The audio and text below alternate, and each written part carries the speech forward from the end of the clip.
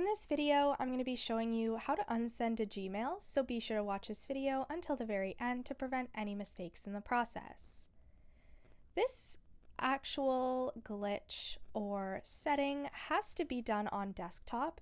If you're not on desktop and you're on your phone, you can actually look at one of our other videos on how to see a website on your phone in desktop view, but it's super simple. So you're going to begin by going to the top right corner and clicking Settings, and see all settings. There's going to be an option that says undo send and the cancellation period. The actual time that is default setting is 5 seconds, but you're going to make sure it is 30. And once you're done, you're going to click on Save Changes at the bottom. Now, to actually unsend a message, we're going to compose a message just to a random email.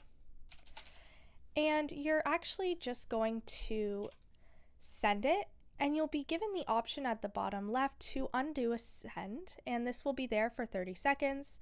So if I wanted to unsend it, you're just going to click on undo, and as you know from the settings, you have 30 seconds to do so.